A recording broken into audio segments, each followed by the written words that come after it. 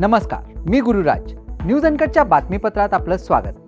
बातमीपत्राला सुरुवात करण्याआधी नजर टाकूयात हेडलाईन्सवर. पुण्यात वाघोलीजवळ मद्यधुंद डंपर चालकाने 9 जणांना चिरडलं, 3घांचा मृत्यू. राहुल गांधी आज परभणी दौऱ्यावर, सोमनाथ सूर्यवंशी यांच्या घरी जाणार. बिनकामाचे लोक मंत्रिमंडळात आणि कामाचे छगन भुजबळ बाहेर, ओबीसी नेते प्रकाश शेंडगे यांची प्रतिक्रिया. आणि बिहार विधानसभा निवडणुकांच्या पार्श्वभूमीवर भाजप आणि जेडीयूमध्ये तणाव. आता पाहूयात बातम्या विस्ताराने. काँग्रेसचे नेते आणि लोकसभेचे विरोधी पक्षनेते राहुल गांधी हे आज परभणी दौऱ्यावर येणार असल्याचे त्यांच्या कार्यालयातर्फे सांगण्यात आले. या दौऱ्यात राहुल गांधी सोमनाथ सूर्यवंशी यांच्या कुटुंबियांची भेट घेणार आहेत. यावेळी राहुल गांधी यांच्यासोबत राज्यातील अनेक नेते उपस्थित राहणार असल्याचे पक्षाकडून सांगण्यात आले. काल मध्यरात्रीच्या सुमारास पुण्यात भीषण अपघाताची घटना घडली असून एका मद्यधुंद डंपर चालकाने फुटपाथवर झोपलेल्या 9 जणांना चिरडलंय. वाघोलीतील केसनंद फाटा येथे घडलेल्या या घटनेत 3 जणांचा मृत्यू झाला असल्याची माहिती समोर आली असून मृतांमध्ये 2 बालकांचा समावेश आहे. 6 जखमींपैकी 3घांची प्रकृती चिंताजनक असल्याची माहिती सूत्रांकडून प्राप्त झाली. या घटनेने पुण्यात एकच खळबळ उडाली. राष्ट्रवादी काँग्रेस अजित पवार गटाचे ज्येष्ठ नेते छगन भुजबळ यांना मंत्रिपद न मिळाल्याने त्यांच्यासह ओबीसी नेते देखील नाराज असल्याचं दिसून येते. त्यामुळे काल ओबीसी नेत्यांनी छगन भुजबळ यांच्या शासकीय निवासस्थानी भेट घेत त्यांच्याशी चर्चा केली. या चर्चेनंतर ओबीसी नेते प्रकाश शेंडगे यांनी माध्यमांना प्रतिक्रिया देताना सरकारवर निशाणा साधलाय. या सरकारमध्ये ओबीसींची संख्या जास्त आहे, त्यामुळे हे सरकार ओबीसींचे सरकार म्हणायला हरकत नाही असं सांगत शेंडगेंनी जे बिनकामाचे आहेत त्यांना मंत्रिमंडळात घेतले आणि कामाच्या छगन भुजबळांना बाहेर ठेवले अशी टीका केली आहे. मागच्या 8 दिवसांपासून केंद्रात राजकीय हालचालींना वेग आलाय. केंद्रीय गृहमंत्री अमित शहा यांनी केलेलं एक विधान याला कारणीभूत ठरलंय. आगामी बिहार विधानसभेच्या निवडणुका कुणाच्या नेतृत्वात लढल्या जातील हे आम्ही बसून ठरवू असं वक्तव्य अमित शहा यांनी एका टीव्ही कार्यक्रमात केलं होतं. त्यामुळे बिहारमध्ये नितीश कुमार यांचं मुख्यमंत्रीपद काढून घेतलं जाईल अशा चर्चा सुरू झाल्या. बातमीपत्रात वेळ झाली छोट्याशा विश्रांतीची. पाहत रहा न्यूज अनकट. ऐतिहासिक वारसा लाभलेला मराठ मुलूक महाराष्ट्र. या महाराष्ट्राला विविध रंगी छटा आहेत. साहित्य, कला, पर्यटन, नृत्य, भाषा, संत परंपरा अशा विविधतेने तो नटलेला आहे. हीच गौरवशाली विविधता जपत स्वरंग मराठी केवळ महाराष्ट्राच्या सांस्कृतिक संहितेपुरते मर्यादित न राहता समकालीन नवकल्पनांवर आधारित कार्यक्रमांद्वारे मराठी मनोरंजन विश्वात स्वतःची एक अनोखी जागा निर्माण करत आहेत. मराठी मनोरंजन क्षेत्रातील उत्तम दिग्दर्शक, लेखक आणि निर्मात्यांच्या प्रतिभेचा पुरेपूर वापर करून मनोरंजनाचा आगळा वेगळा रंग उधळण्यास आम्ही सज्ज आहोत. स्वरंग मराठीचे उद्दिष्ट मराठी मनोरंजन क्षेत्रामध्ये मनोरंजनाची वहिवाट सोडून, रूढीवादी पद्धती तोडून मनोरंजनाचा समृद्ध अनुभव प्रदान करून देण्याचा आहे. म्हणूनच यात विविध पद्धतीचे मनोरंजक आणि माहितीपूर्ण कार्यक्रम स्वरंग मराठीवर बघता येतील. शेवटी एकच, धकाधकीच्या जीवनात धांगडधिंगा करण्यापेक्षा बसूया, हसूया, गाऊया, जगूया.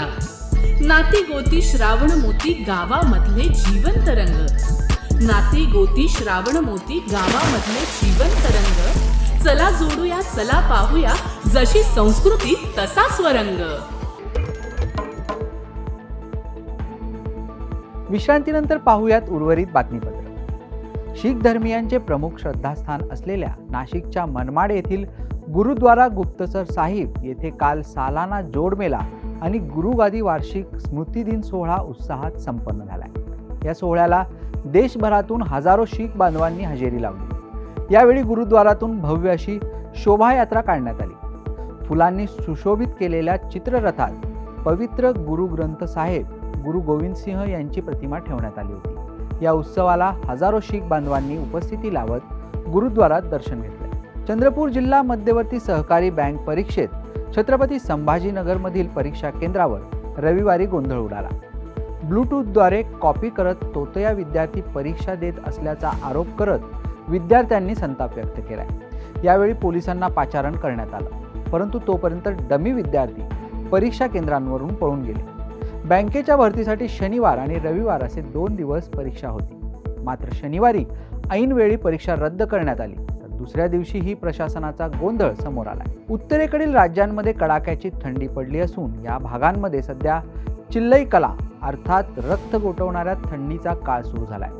असं असलं तरी महाराष्ट्रात मात्र हवामानात लक्षणीय बदल होताना असल्याचं दिसून येतंय.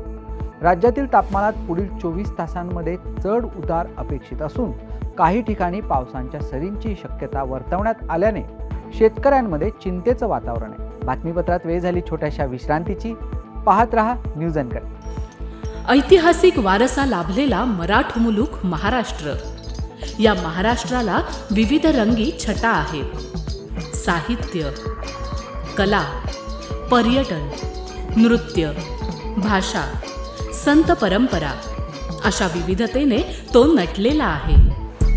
हीच गौरवशाली विविधता जपत सुवरंग मराठी केवळ महाराष्ट्राच्या सांस्कृतिक संहितेपुरते मर्यादित न राहता समकालीन नवकल्पनांवर आधारित कार्यक्रमांद्वारे मराठी मनोरंजन विश्वात स्वतःची एक अनोखी जागा निर्माण करत आहेत. मराठी मनोरंजन क्षेत्रातील उत्तम दिग्दर्शक, लेखक आणि निर्मात्यांच्या प्रतिभेचा पुरेपूर वापर करून मनोरंजनाचा आगळा वेगळा रंग उधळण्यास आम्ही सज्ज आहोत. स्वरंग मराठीचे उद्दिष्ट मराठी मनोरंजन क्षेत्रामध्ये मनोरंजनाची वहिवाट सोडून, रूढीवादी पद्धती तोडून मनोरंजनाचा समृद्ध अनुभव प्रदान करून देण्याचा आहे. म्हणूनच यात विविध पद्धतीचे मनोरंजक आणि माहितीपूर्ण कार्यक्रम स्वरंग मराठीवर बघता येतील. शेवटी एकच, धकाधकीच्या जीवनात धांगडधिंगा करण्यापेक्षा बसूया, हसूया, गाऊया, जगूया. नाती गोती श्रावण मोती गावामधले जिवंत रंग. नाती गोती श्रावण मोती गावामधले जिवंत रंग. चला जोडूया, चला पाहूया, जशी संस्कृती तसा स्वरंग. विश्रांतीनंतर पाहूयात उर्वरित बातमीपत्र. धाराशिव जिल्ह्यामध्ये यावर्षी जवळपास 143 शेतकऱ्यांनी कर्ज आणि नापिकीला कंटाळून आत्महत्या केल्या आहेत. त्यामध्ये काल एका शेतकऱ्याची भर पडली असून परांडा तालुक्यातील शिराळा येथील प्रकाश जानकर या 42 वर्षीय शेतकऱ्याने कर्जाला कंटाळून विषारी औषध घेत आत्महत्या केली. सलग 2 वर्ष द्राक्षबाग फेल झाली. त्यामुळे कर्ज फेडण्यासाठी पैसे नसल्याने शेतकऱ्याने हा दुर्दैवी निर्णय घेतला. जळगाव ते भुसावळ राष्ट्रीय महामार्गालगत असलेल्या हॉटेल चित्रकूट येथे सुरू असलेल्या कुंटणखान्यावर पोलिसांनी छापा टाकून हॉटेल चालक, व्यवस्थापक आणि त्यांना मदत करणारा अशा 3 जणांना अटक केली. या छाप्यादरम्यान एका बांगलादेशी तरुणीसह अन्य महिलेला पोलिसांनी ताब्यात घेऊन त्यांची आशादीप वसतिगृहात रवानगी केली आहे. बांगलादेशी तरुणी ढाका येथील रहिवासी असून तिच्याकडे कोणतेही कागदपत्र नसल्याची धक्कादायक माहिती समोर आली. बांगलादेशाच्या माजी पंतप्रधान शेख हसीना यांच्या कारकिर्दीत येथील नागरिकांना जबरदस्तीने गायब करण्याच्या घटनांमध्ये भारताचा सहभाग आहे असा कांगावा बांगलादेशाच्या हंगामी सरकारने स्थापन केलेल्या चौकशी आयोगाने केलाय. हे वृत्त बांगलादेश संघबाद संस्था या सरकारी वृत्त संस्थेने दिलंय. यावर आता परराष्ट्र मंत्रालय काय उत्तर देणार याकडे भारतीयांचे लक्ष लागलं. वेळ झाली या बातमीसह या बातमीपत्रात इथेच थांबायची. पाहत रहा न्यूज अँकर.